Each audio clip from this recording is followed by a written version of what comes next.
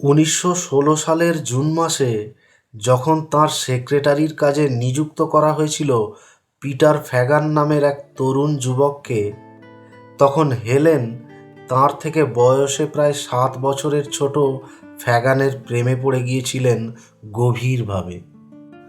তাঁরা দুজনেই গোপনে বিবাহের পরিকল্পনা করতে শুরু করেন, কিন্তু হেলেনের পরিবার এবং তাঁর টিচার তাদের সেই সম্পর্ক মেনে নিতে অস্বীকার করেছিলেন।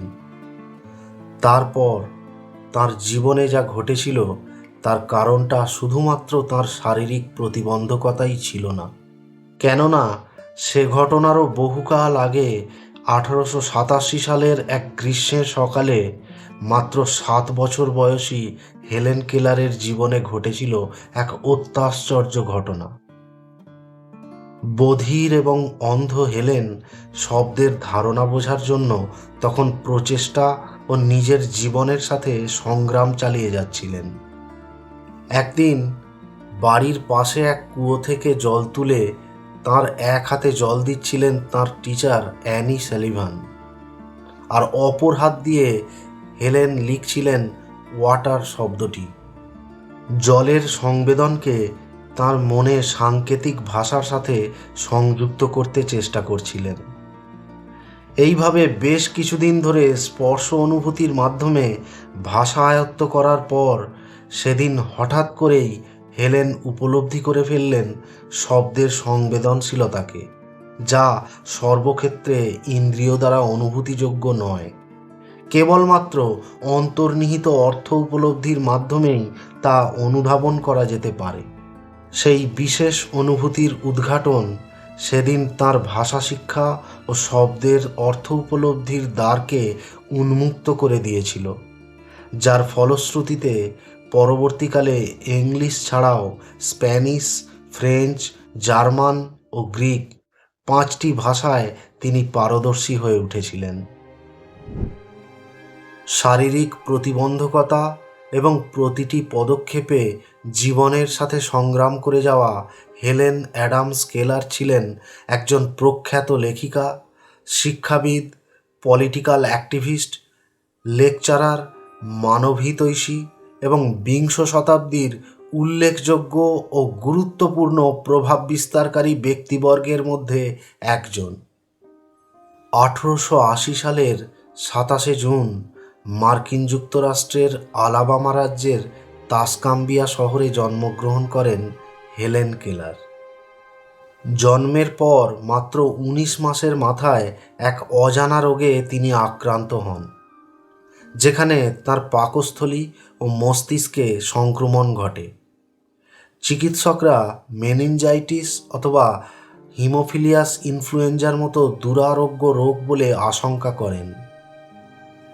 বেশ কয়েক বছর রোগের সাথে লড়াই করার পর শেষ পর্যন্ত সেই অসুস্থতা কাটিয়ে উঠতে পারলেও চিরকালের মতো বধিরতা এবং অন্ধত্ব নেমে আসে তাঁর জীবনে, যে উপলব্ধিকে পরে তিনি তাঁর আত্মজীবনীতে ঘন কুয়াশায় ঢাকা এক সমুদ্রের মতো বলে উপমা দিয়েছিলেন। তৎকালীন সময়ের একজন স্বনামধন্য বিজ্ঞানী আলেকজান্ডার গ্রাহাম বেল, যিনি টেলিফোন উদ্ভাবন করেছিলেন, তিনি সে সময় বধির শিশুদের জন্য গবেষণা চালিয়ে যাচ্ছিলেন।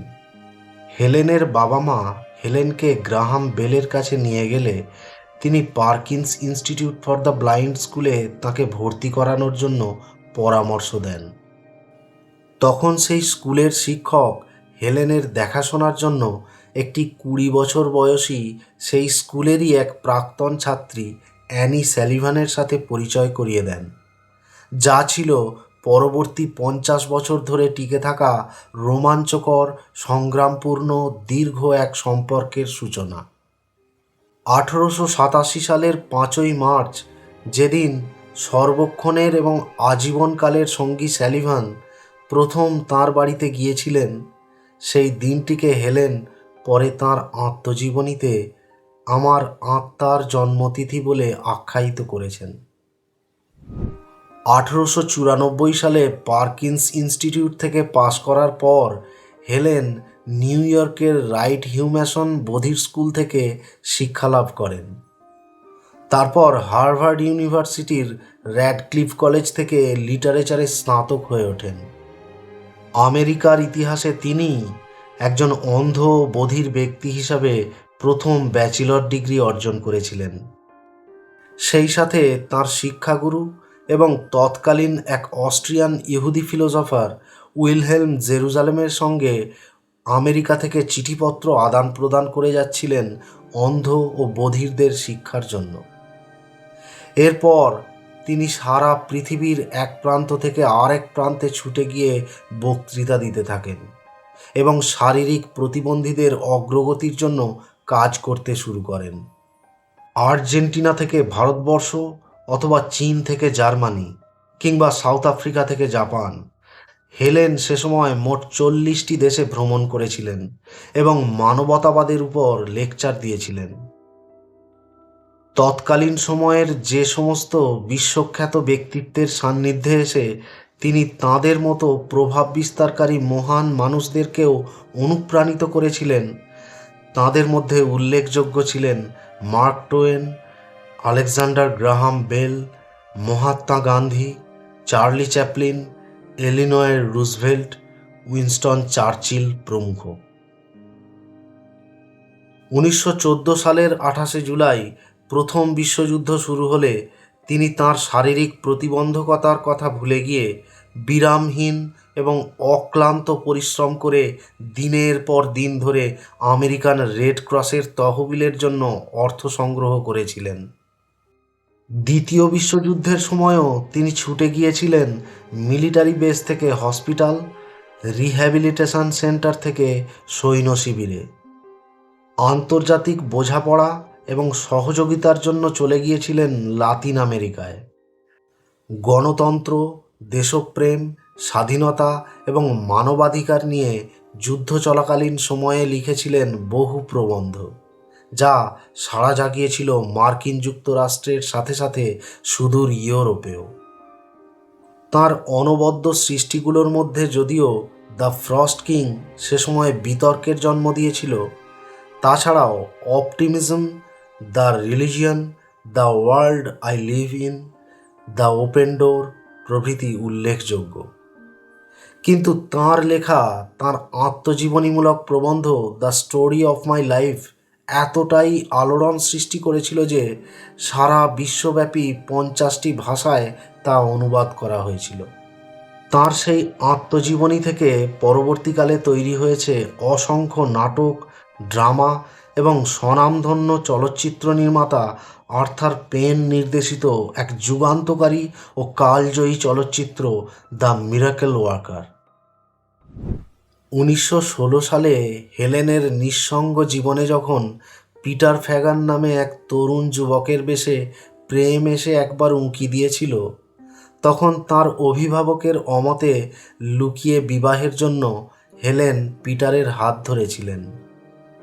কিন্তু যে মানুষটি তার সারাটা জীবন হেলেনের জন্য উৎসর্গ করে এক বিস্ময়ে রেখে গেছেন, সেই টিচার অ্যানি স্যালিভানের কথা হেলেন একটি বারের জন্য অমান্য করতে পারেননি।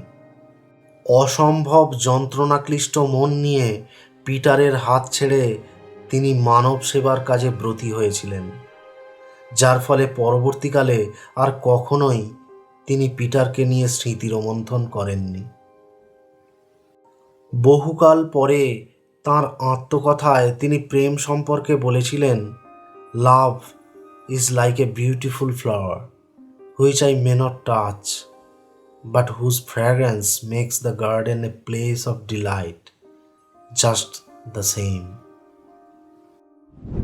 1932 সালে গ্লাসগো ইউনিভার্সিটি হেলেনকে ডক্টরেট উপাধি দেওয়ার পর দ্বিতীয় বিশ্বযুদ্ধ পরবর্তী সময়ে Harvard university, university of California, Delhi university, temple university এবং ডার্টমাউথ কলেজ থেকেও তাঁকে ডক্টরেট সম্মাননা প্রদান করা হয়।